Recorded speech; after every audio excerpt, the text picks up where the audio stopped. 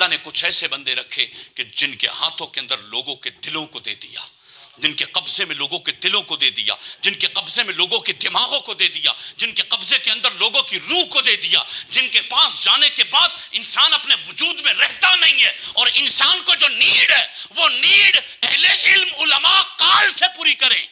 اور ایک طبقہ ایسا ہوگا، ایک ایسی جماعت ہوگی کہ جو حال سے، اپنی صحبت سے، اپنی نگاہ سے پورے کر دیں گے۔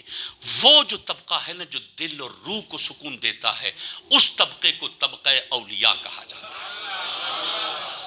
نبی تو کوئی آئے گا نہیں آئے گا کوئی نبی، حضور کے بعد کوئی نبی نہیں ہے، ہمیں یقین ہے، لیکن حضور کے بعد حضور کے قدموں پر چلتے ہوئے، حضور کی پیروی کرتے ہوئے کچھ ایسے لوگ آئیں گے ضرور کہ جن کی صحبت میں بیٹھ کر ہمیں سکون ملے گا، جن کے پاس بیٹھ کر ہماری تقدیریں بدلیں گی، جن کی نگاہوں کے اندر جا کے اچھا یہ طبقہ کون سا؟ علماء کا طبقہ، شریعت کا پابند ہے۔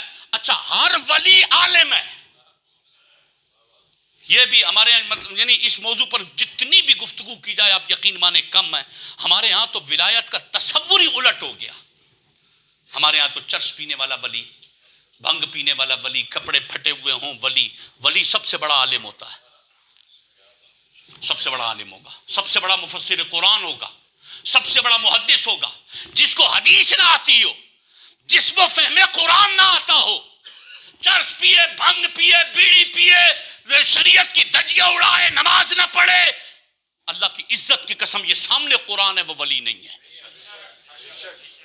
جس کو مصطفیٰ کے طریقے کا پتہ نہیں ہے، سد بدھ نہیں ہے، شریعت کی پاسداری نہیں ہے، یعنی آپ یہ سارے ولی، غوث اعظم کو لے لیں، عبد القادر جیلانی کو لے لیں، معین الدین چشتی اجمیری، حسن سنجری کو لے لیں، کلیری کو لے لیں، اچھا بہاؤالدین زکریا ملتانی کو لے لیں، خواجہ بختیار کاکی کو لے لیں، خواجہ باقی باللہ کو لے لیں، مجدد الفسانی، مجدد الربانی، مجدد الفسانی شیخ احمد سلندی کو لے لیں، سب کو لے لیں، یہ سارے ایک طرف ہو جائیں، یہ سارے ولی، داتا گنج بخش، عبداللہ شاہ غازی، یہ ہمارے دکانی بابا، جتنے بزرگ ہیں سب کو لے لو، یہ سارے حسین ابن علی کی دھول نہیں ہے۔ صحیح ہے نا؟ حسین کے قدموں کے جیسے نہیں، حسین کے قدم غوث اعظم سے اوپر ہے، حسین کا قدم خواجہ غریب نواز سے اوپر ہے۔ کربلا میں حسین نے نماز نہیں چھوڑی۔ حسین سے بڑا شریعت کو جاننے والا تو کوئی نہیں ہوگا نا۔ کربلا میں حسین نے نماز، اور آج کا ہمارا پیر چرس پینا، زنا کرنا، بدکاریاں کرنا، حرام کاریاں کرنا، خدا کے لیے یہ ولی نہیں ہے۔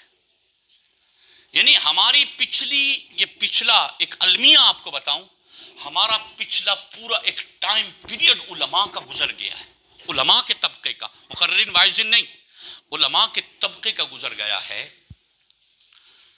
جو ممبروں پر بیٹھ کر آپ نے، میری عمر جتنی بھی ہے، میجورٹی ایسی ہے جو میری عمر سے بھی زیادہ ہے، یعنی جن کا تجربہ میری عمر سے زیادہ ہے، ایک تعداد وہ ہے یہاں پر کہ میری اتنی عمر نہیں ہوگی جتنا آپ کا تجربہ ہوگا، نو ڈاؤٹ، اس میں کوئی شک نہیں ہے۔ لیکن یار ہمارا عالم بیٹھ کر آج بھی ربیع الثانی آئے، غوث پاک کا مہینہ آئے، اولیاء کا مہینہ آئے، ہم ثابت کرتے ہیں غوث کیا ہوتا ہے، کرامتیں کیا ہوتی ہیں، ان کے پاس طاقتیں کیا ہوتی ہیں، ان کے پاس یہ چیزیں کیوں ہوتی ہیں، یہ چیزیں ہیں، یہ ہے غوث اتنی طاقتوں والا، غوث اتنے کمالات والا، غریب نواز اتنی طاقتوں والے، داتا گنج بخش علی اجمیری اتنی طاقتوں والے، اللہ کے اولیاء کو یہ طاقتیں ہیں، یہ طاقتیں، یہ باتیں چلتی ہیں، اسی پر دلائل چلتے ہیں۔ کبھی کتاب و سنت سے قرآن کی کچھ آیتیں پڑھ کے، کبھی عاصم بن برقیہ والے روایتیں پر آیات طیبات کو پڑھ کے، یا مختلف انبیاء کے، مختلف اولیاء کے، صحابہ کے وہ جو طاقتوں والے واقعات ہیں یا دلائل ہے، وہ ہمارے یہاں عالم ہمارا ممبر پر بیٹھ کر وہ بتا رہا ہوتا ہے، اور ابھی تک ہم ثابت کر رہے ہیں، بول رہے ہیں بھائی ولی کو طاقت ہے،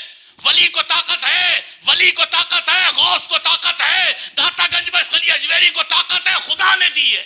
ہم یہ باتیں کر رہے ہیں نا، یہی چیزیں ہوتی ہیں۔ غوث اعظم کا مقام بتایا جاتا ہے، فلانے کا مقام بتایا جاتا ہے، یہ مرتبہ، یہ مرتبہ، یہ مرتبہ، یہ مرتبہ، ٹھیک ہے مان لیا۔